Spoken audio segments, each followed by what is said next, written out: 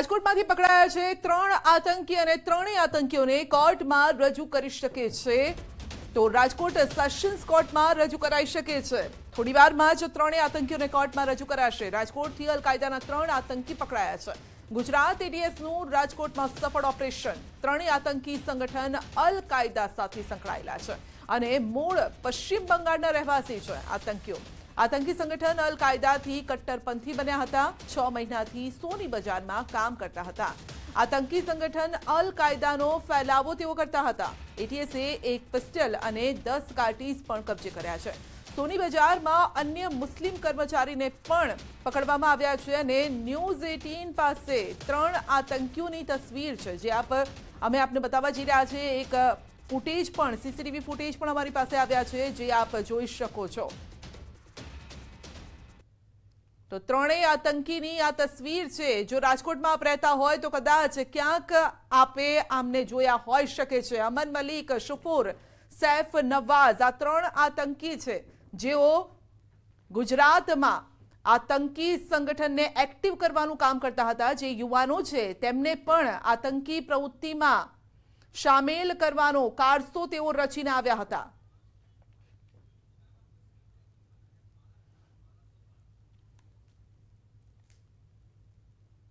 તો આ અંગે વધુ અપડેટ પણ મેળવીશું। રાજકોટથી હાર્દિક આપણી સાથે જોડાઈ ગયા છે અને હાર્દિક પાસે જે જઈએ જી હાર્દિક, 3 આતંકી જે પકડાયા છે તેમને હવે કોર્ટમાં રજૂ કરવામાં આવશે।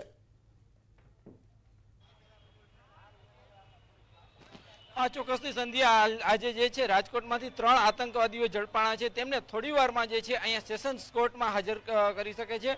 હાલ જો વાત કરવામાં આવે તો સેશન્સ કોર્ટ ખાતે પણ અહીંયા વકીલોનો એક જમાવડો જોવા મળી રહ્યો છે। અત્યારે અહીંયા જે છે લોકોનો પણ એક અહીંયા ધસારો જોવા મળી રહ્યો છે। તો બીજી તરફ સુરક્ષાને લઈને પણ અહીંયા જે છે અત્યારે ચાપતો બંદોબસ્ત ગોઠવી દેવામાં આવ્યો છે। ખાસ કરીને જે છે આતંકવાદીઓને કોર્ટમાં રજૂ કરશે અને ત્યારે જે છે તેમના રિમાન્ડ પણ માગી શકે છે।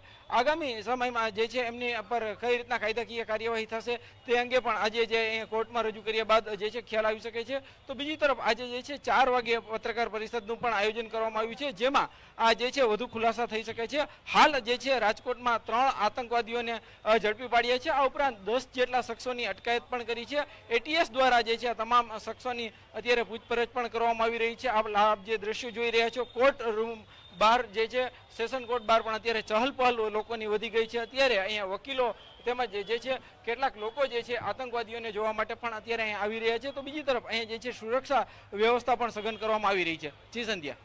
જી બિલકુલ, સવાલ અત્યારે એ પણ ઉભો થઈ રહ્યો છે કે એટીએસનું આ જે મોટું ઓપરેશન પાર કઈ રીતે પડ્યું। રાજકોટમાં જે આ 3 આતંકી છે કેટલા સમયથી તેઓ રહેતા હતા, કઈ તેમની ગતિવિધિઓ હતી જેના આધારે આ સસ્પિશિયસ આ ગતિવિધિ લાગી અને એટીએસ તેમના સુધી પહોંચી। ચોક્કસની સંધ્યા આ જે છે રાજકોટમાં 6 મહિના જેટલા સમયથી આતંકવાદીઓ જે છે એ અહીંયા રહેતા હોવાનું અત્યારે સામે આવ્યું છે। ખાસ કરીને એટીએસની નજરમાં જે છે એટીએસની રડારમાં 3 શખ્સો હતા, પરંતુ જે છે ગઈકાલે એટીએસ છે આ વિસ્તારમાં જે પોતાનો વેશપલટો કરીને જે સોની બજાર છે એ વિસ્તારમાં તે જે છે વોચમાં હતા અને જેવા આ 3 આતંકવાદીઓની માહિતી મળતાની સાથે જ તેમને જે છે ઝડપી લીધા છે। ખાસ કરીને વાત કરવામાં આવે તો અત્યારે જે કેટલાક શખ્સો છે એ પણ આ આતંકવાદીઓના સંપર્કમાં હોવાનું અત્યારે સામે આવી રહ્યું છે। ત્યારે હાલ જે રીતના વાત કરવામાં આવે તો જે છે આતંકવાદીઓ ને લઈને જે એટીએસ દ્વારા એક સફળ ઓપરેશન પાર પાડવામાં આવ્યું છે તેમના સીસીટીવી ફૂટેજ પણ સામે આવ્યા છે જેમાં પણ સ્પષ્ટ જોઈ શકાય છે કે જે રીતના આતંકવાદીઓની ધરપકડ કરવામાં આવી હતી ખૂબ જ આ ગંભીર બાબત કહી શકાય। કેમ કે રાજકોટ શહેરમાં અગાઉ પણ જે વસીમ અને નઈમ નામના આતંકવાદીઓ ઝડપાઈ ચૂક્યા છે ત્યારે ફરી એક વખત અલ કાયદાની જે ચહલ પહલ અહીંયા રાજકોટમાં જોવામાં આવી રહી છે। ત્યારે હાલ જે છે રાજકોટ શહેરમાં જે છે આ સમગ્ર બાબતને લઈને અત્યારે લોકો પણ એલર્ટ થઈ ગયા છે તો સાથે જ તંત્ર પણ આ સમગ્ર બાબતને લઈને હાઈ એલર્ટ જોવા મળી રહ્યું છે। જી હાર્દિક, જે 3 આતંકીને ઝડપી પડાયા છે તેમને તો કોર્ટમાં રજૂ કરવામાં આવશે હમણાં થોડી વારમાં, જ્યાં આપ ઉપસ્થિત પણ છો કોર્ટની બહાર, પરંતુ બીજા પણ કેટલાક યુવાનો છે જેમને પકડી પાડવામાં આવ્યા છે। લગભગ એ પણ 3 થી 4 યુવાનો અથવા તો 7 થી વધારે યુવાનો પણ હોઈ શકે છે જે રીતે આ પહેલા અંકિતે પણ આપણને માહિતી આપી હતી।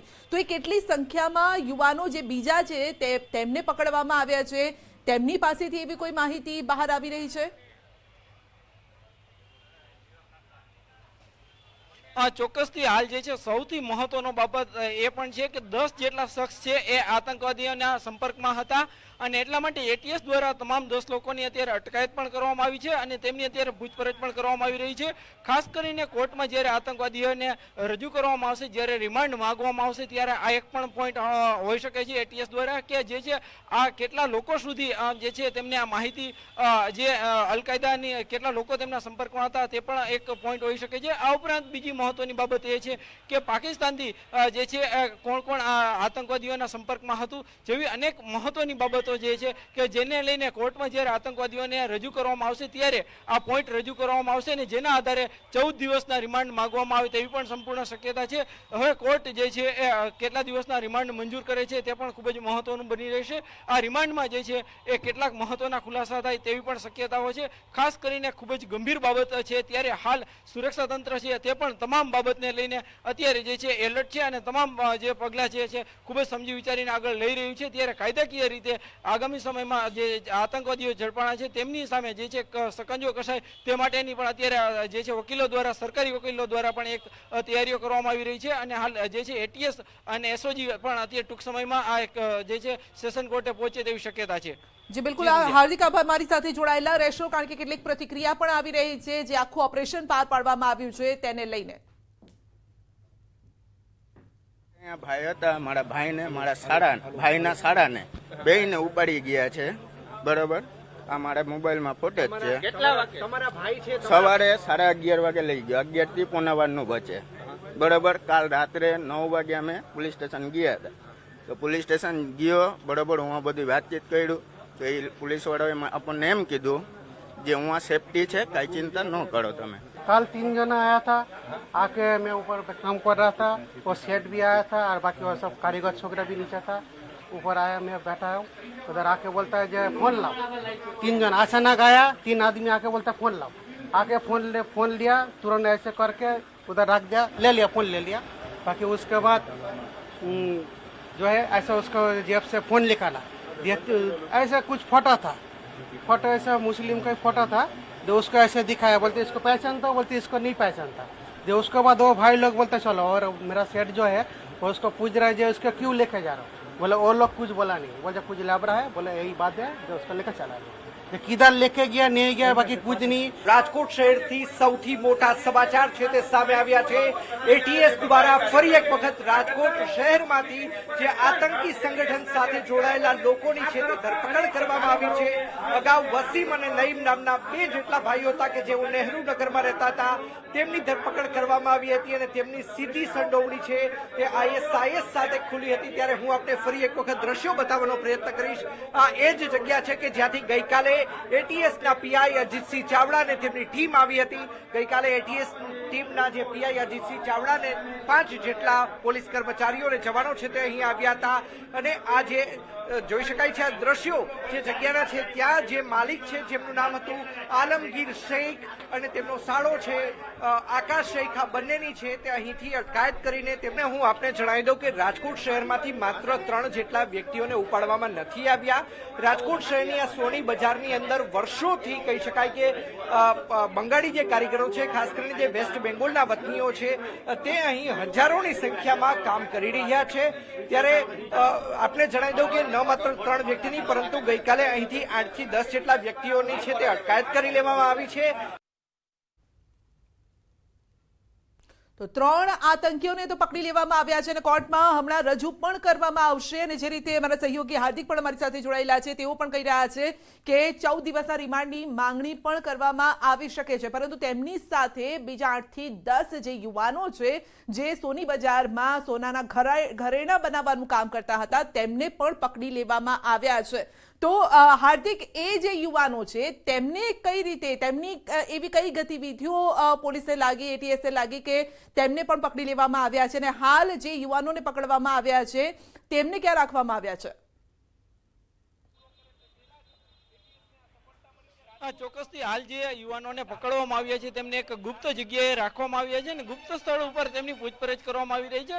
સૌથી મહત્વની બાબત એ છે કે આ જે 3 આતંકવાદીઓ હતા તે અન્ય યુવાનને જે છે એ આતંકવાદી પ્રવૃત્તિ માર્ગે દોરતા હોવાનું પણ અત્યારે સામે આવી રહ્યું છે. એમના માટે જે સતત પ્રેરી રહ્યા હતા, અલ-કાયદા તરફ પ્રેરી રહ્યા હતા અને એટલા માટે જ જે છે આ 3 આતંકવાદીઓની ધરપકડ કરી છે. તો સાથે જ કેટલા લોકો જે છે એમના સંપર્કમાં અત્યાર સુધીમાં આવ્યા છે, તેમને શું શું માહિતી આપી છે તે અંગે પણ પૂછપરછ થઈ રહી છે. ખાસ કરીને હાલ જે છે હું અત્યારે આપણે પહેલા તો અહીંયા ફરી એક વખત કોર્ટ રૂમ બહારના દ્રશ્યો બતાવવા માંગીશ કે અત્યારે જે છે અહીંયા ચહલ પહલ વધી ગઈ છે. બની શકે છે થોડી જ વારમાં આતંકવાદીઓને અહીંયા લાવવામાં આવે. અત્યારે જે છે ખાસ જે મુખ્ય ગેટ છે ત્યાં પણ અત્યારે પોલીસનો ચુસ્ત બંદોબસ્ત ગોઠવી દેવામાં આવ્યો છે. ખાસ કરીને વાત કરવામાં આવે તો જે છે અત્યારે કોર્ટ પરિસર છે અત્યારે ફરી ધમધમતું થયું છે, ત્યારે હવે થોડીક ક્ષણોમાં આવે તેવી શક્યતાઓ છે.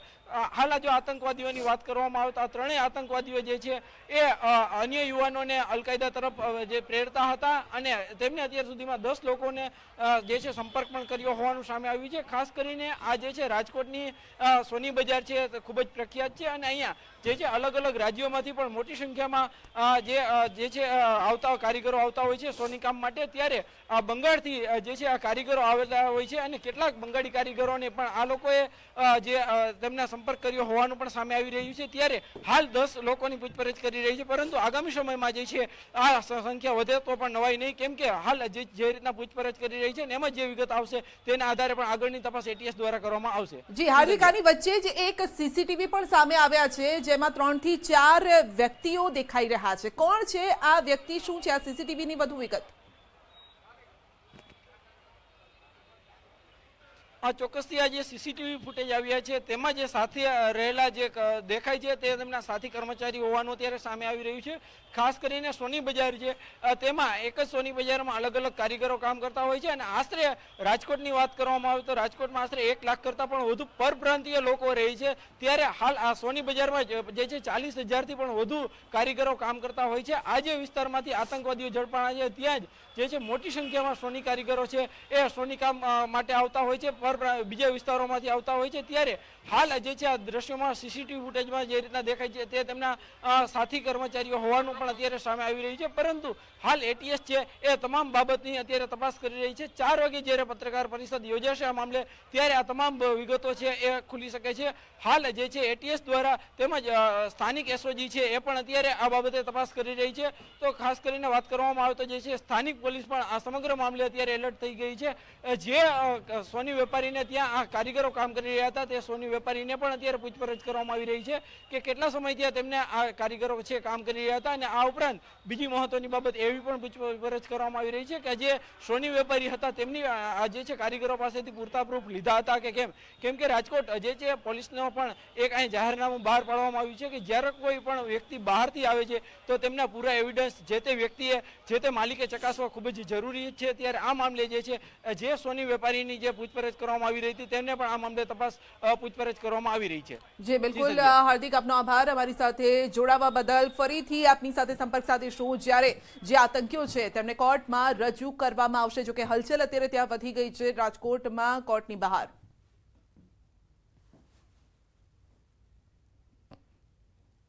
તો આતંકી સંગઠન અલ-કાયદા સાથે સંકળાયેલા 3 જે આતંકીઓ છે તેમને પકડી લેવામાં આવ્યા છે. એટીએસનું આ સફળ ઓપરેશન અને હવે કોર્ટમાં રજૂ કરવામાં આવશે. 3 આતંકીઓને અને 14 દિવસના રિમાન્ડની માંગ પણ કરવામાં આવશે. જે આ 3 આતંકી છે જે સ્ક્રીન ઉપર આપ જોઈ રહ્યા છો, અમન મલિક, શુફુર, સૈફ નવાઝ, 6 મહિનાથી તેઓ રહેતા હતા.